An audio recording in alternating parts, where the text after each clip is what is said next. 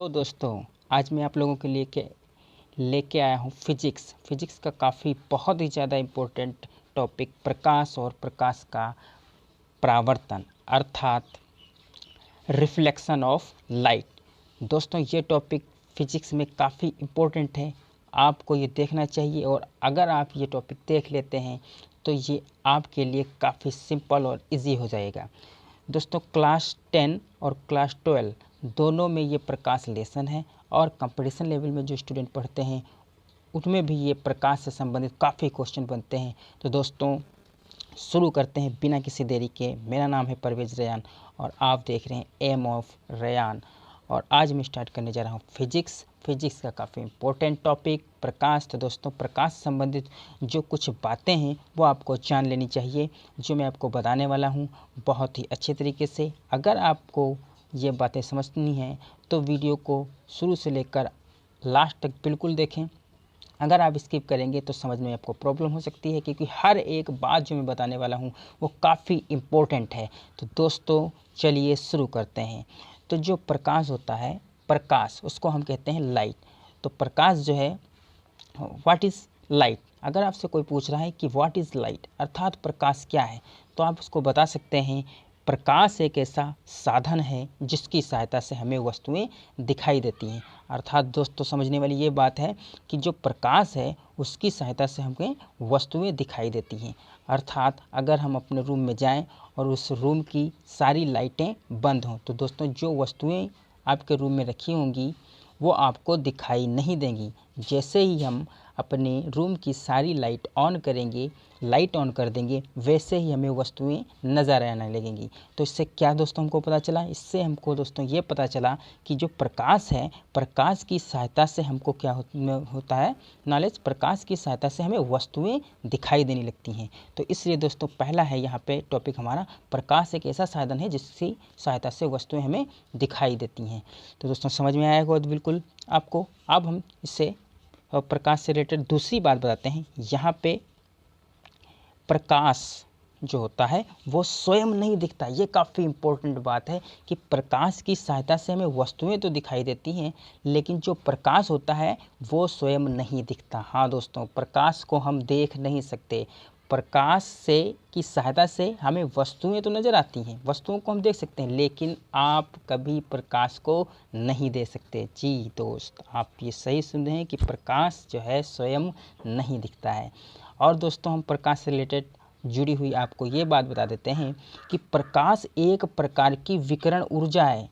दोस्तों, जो प्रकाश है वो एक प्रकार की विकिरण ऊर्जा है जो विद्युत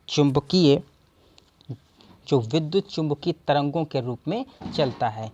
जी हाँ दोस्तों, प्रकाश एक प्रकार की ऊर्जा है जो विद्युत चुंबकीय तरंगों के रूप में चलता है। अब यहाँ पे प्रश्न ये खड़ा होता है कि विद्युत चुंबकीय तरंगें क्या होती हैं? विद्युत चुंबकीय तरंगें जो होती हैं वो क्या होती हैं? तो दोस्तों, विद्युत चुंबकीय तरंगें जो होती हैं, आपने कभी रेडियो पे सॉन्ग जरूर सुने होंगे। तो जब हम रेडियो पे सॉन्ग सुनते हैं तो वो दोस्तों होती हैं रेडियो तरंगें। वो भी एक प्रकार की विद्युत चुंबकीय तरंगें हैं। उसी प्रकार से जो प्रकाश है वो भी एक विद्युत चुंबकीय तरंग है और इसकी तरंग दैर्ध्य होती है, जो प्रकाश की तरंग दैर्ध्य है दोस्तों, वो है 3900 एंगस्ट्रॉम से लेके 7800 एंगस्ट्रॉम के बीच में। इसकी तरंग दैर्ध्य, जो प्रकाश की तरंग दैर्ध्य होती है दोस्तों, वो 3900 एंगस्ट्रॉम से लेके 7800 एंगस्ट्रॉम के मध्य अर्थात बीच में होती है। दोस्तों, अब हम बताते हैं प्रकाश से रिलेटेड अगली बात। सारी बातें अच्छे से आप सुनते रहिएगा, ये सारी बातें काफ़ी इम्पोर्टेंट हैं, इससे क्वेश्चन बनने के पूरे पूरे चांस रहते हैं। और जब हम इस लेसन को आगे बढ़ाएंगे तो ये बातें, जो प्रकाश से संबंधित सारी बातें हैं, ये आपको पता होना बहुत ही ज़रूरी है, तभी आगे के टॉपिक आपको समझ में आएंगे। तो दोस्तों, ये क्या बता रहा है हमको कि प्रकाश को चलने के लिए माध्यम की आवश्यकता नहीं होती है। जो हमारा प्रकाश होता है, प्रकाश को चलने के लिए माध्यम की आवश्यकता नहीं होती है। जी हाँ दोस्तों, जो हमारे पास लाइट होती है, सूरज की लाइट या मोमबत्ती की लाइट या बल्ब की लाइट, जो लाइट होती है, इसको चलने के लिए, सन की लाइट को चलने के लिए माध्यम की आवश्यकता नहीं होती है। अब दोस्तों यहाँ पे क्वेश्चन मार्क ये है कि माध्यम क्या होता है। तो दोस्तों मैं आपको बता दूं, माध्यम जैसे जल, वाटर जो होता है वो एक माध्यम होता है। जो वायु होती है, हवा, वो एक माध्यम होती है। और जैसे कि हमारे पास जो कांच होता है, ग्लास जिसको हम बोलते हैं, वो एक माध्यम होता है। तो दोस्तों ये सभी क्या है, माध्यम है। तो प्रकाश को चलने के लिए किसी भी माध्यम की आवश्यकता नहीं होती है। दोस्तों हम आपको इस पर एग्जाम्पल देते हैं, जैसे कि जो हमारे पास सन है, जो हमारे पास सूरज है, सूरज से चल के जो प्रकाश हमारी पृथ्वी तक पहुंचता है, सूरज से चल के जो प्रकाश हमारी पृथ्वी तक पहुंचता है, उसके बीच में कुछ भी नहीं है। सूरज और पृथ्वी के बीच में कुछ भी नहीं है। कुछ भी नहीं मतलब निर्वात है, वैक्यूम है। वैक्यूम क्या, निर्वात है। दोस्तों सूरज से पृथ्वी के बीच में क्या है, वैक्यूम है। तब भी जो है प्रकाश से, सूरज से जो प्रकाश हमारी पृथ्वी तक आता है, वो आ जाता है बिना किसी माध्यम के। दोस्तों हमको यहाँ से ज्ञात होता है कि प्रकाश को चलने के लिए माध्यम की आवश्यकता नहीं होती है। तो दोस्तों परंतु प्रकाश की चाल भिन्न भिन्न माध्यमों में भिन्न भिन्न होती है। जो प्रकाश है उसकी चाल अलग अलग माध्यमों में अलग अलग होती है। प्रकाश को चलने के लिए माध्यम की आवश्यकता तो नहीं होती है, परंतु प्रकाश की चाल भिन्न भिन्न माध्यमों में भिन्न भिन्न होती है। जब हम प्रकाश को निर्वात में चलाते हैं तो उसकी चाल कुछ और होती है, और जब प्रकाश जल में चलता है तो उसकी चाल बदल जाती है। और दोस्तों जब प्रकाश वायु में चलता है तो उसकी चाल अलग होती है, कांच में चलता है, ग्लास में चलता है तो उसकी चाल अलग होती है, और जब प्रकाश जल में चलता है तो उसकी चाल अलग होती है। अर्थात अलग अलग माध्यमों में प्रकाश की चाल अलग अलग होती है। और दोस्तों निर्वात में प्रकाश की चाल कितनी होती है, 3 × 10⁸ मीटर प्रति सेकेंड। जो हमारा प्रकाश है वो निर्वात में 3 × 10⁸ मीटर प्रति सेकेंड की दर से चलता है। तो इसका मतलब क्या हुआ दोस्तों, कि जो प्रकाश की निर्वात में चाल है वो सबसे ही तेज है, 3 × 10⁸ मीटर पर सेकेंड। प्रकाश जल में चलेगा तो निर्वात की तुलना में स्लो चलेगा। प्रकाश जो है ग्लास में चलेगा तो निर्वात की तुलना में स्लो चलेगा। अर्थात जब हमारा प्रकाश निर्वात में चलता है तो सबसे तेज, सबसे स्पीड में चलता है, और अगर वायु में चलेगा या जल में चलेगा तो निर्वात की तुलना में उसकी चाल, स्पीड कम हो जाती है। दोस्तों तो निर्वात में प्रकाश की चाल हमको याद रखना है कितनी होती है, 3 × 10⁸ मीटर प्रति सेकेंड। दोस्तों ये काफ़ी बड़ा नंबर है। ये कितना हुआ अभी हम आपको बता देते हैं। 3 बनाएंगे, उसके बाद इसके पीछे 8 जीरो लगाएंगे, 1 0 2 0 3 0 4 0 5 0 6 और 7, उसके बाद 8। तो कितने जीरो हुए, 1 2 3 4 5 6 7 8। ये हो गया मीटर पर सेकेंड। और अगर हम इसको बनाना चाहें किलोमीटर में तो हम ये 3 जीरो हटा देंगे, तब हमारा ये इकाई, दहाई, सैकड़ा, हज़ार, 10,000, लाख, अर्थात 3 लाख किलोमीटर पर सेकेंड। तो दोस्तों जो प्रकाश चलता है वो चलता है 3 लाख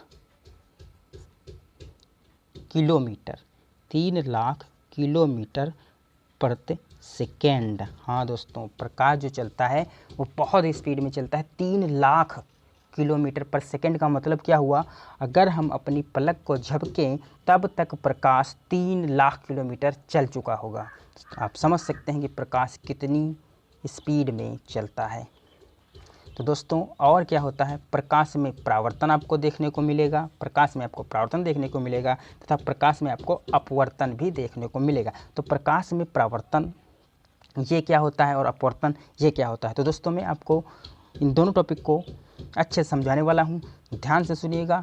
प्रकाश का परावर्तन, इसको कहते हैं हम रिफ्लेक्शन ऑफ लाइट। काफ़ी इंपॉर्टेंट ये टॉपिक है, प्रकाश का परावर्तन अर्थात रिफ्लेक्शन ऑफ लाइट। तो रिफ्लेक्शन ऑफ लाइट क्या होता है दोस्तों, परिभाषा है इसकी, जब प्रकाश किसी पालिशदार व चिकनी तल पर गिरता है, जो प्रकाश है वो किसी पालिशदार या चिकने तल पर गिरता है तो उसका कुछ भाग, तो उसका अधिकांश भाग मतलब कुछ भाग वापस उसी माध्यम में लौट आता है। जैसे कि हमारे पास एकदम समतल दर्पण है, समतल दर्पण जिसमें हम अपना फेस देखते हैं वो समतल दर्पण होता है। समतल दर्पण पर अगर प्रकाश गिरेगा तो उसका कुछ भाग वापस फिर से लौट आएगा। मतलब अगर प्रकाश वायु से आया, समतल दर्पण पे गिरा, दर्पण पे गिरने के बाद में क्या होगा दोस्तों, उसका कुछ भाग फिर से वायु में लौट आएगा। तो इसी घटना को हम क्या कहते हैं, प्रकाश का परावर्तन अर्थात रिफ्लेक्शन ऑफ लाइट। फिर से मैं आपको एक बार बता देता हूँ, जब प्रकाश किसी पालिशदार व चिकने तल पर गिरता है तो उसका अधिकांश भाग वापस लौट आता है। प्रकाश के चिकने तल से टकरा कर लौटने की इस प्रक्रिया को क्या कहते हैं, प्रकाश का परावर्तन कहते हैं अर्थात रिफ्लेक्शन ऑफ लाइट कहते हैं। दोस्तों आगे हम पढ़ते हैं प्रकाश के परावर्तन से संबंधित परिभाषाएं। तो दोस्तों ये काफ़ी इंपॉर्टेंट चीज़ मैं आपको बताने वाला हूँ, इसको अच्छे से देखिएगा, आपको सब कुछ सारी बातें अच्छे से समझ में आ जाएंगी। तो दोस्तों यहाँ पे आपको जो चित्र दिख रहा है, इसमें ये M1 से लेके M2 तक, M1 से लेके M2 तक ये हमारे पास क्या है, समतल दर्पण है। ये यहाँ पे दोस्तों समतल दर्पण जो होता है वो एक तरफ जो है उसके पालिश होती है, ये एक तरफ पालिश होती है, और समतल दर्पण क्या होता है, जिसमें हम अपना फेस देखते हैं। तो फेस जिसमें देखते हैं उसके एक तरफ पालिश होती है, तो ये हमारे पास पालिश है, और ये वो सतह है जिसमें हम अपना फेस देखते हैं। तो दोस्तों इस पर अगर एक किरण आई जिसका नाम है AB, ये A है और ये B है, तो जो किरण आती है उसका नाम होता है आपतित किरण, और टकरा के जो किरण वापस उसी माध्यम में जाती है, जैसे यहाँ पे है BC, तो इसका नाम होता है परावर्तित किरण। और जिस बिंदु पर टकराती है उस पे से अगर हम एक अभिलंब खींच दें, अर्थात एक डैश डैश करके लाइन खींच दें, अभिलंब खींच दें, तो ये हो जाएगा हमारा अभिलंब। तो ये दोस्तों A से B तक क्या है, आपतित किरण है, और B से C तक क्या है, परावर्तित किरण है, और ये जो लाइन है NB वाली, ये है हमारा अभिलंब। तो ये आपतित किरण और परावर्तित किरण, और ये हो गया हमारा अभिलंब। तो ये आपतित किरण और अभिलंब के बीच का जो कोण है दोस्तों AB, ये हमारे पास आपतित किरण है, और ये BN ये हमारे पास अभिलंब है। आपतन कोण कौन होता है, ये होता है ये वाला जो कोण यहाँ पे बन रहा है दोस्तों, इसको देखिएगा अच्छे से, ये वाला जो कोण बन रहा है ये हमारा कोण है आपतन कोण, अर्थात AB आपतित किरण और अभिलंब NB के बीच में जो कोण होता है आपतन कोण, उसको हम कहते हैं, इसको I से प्रदर्शित करते हैं।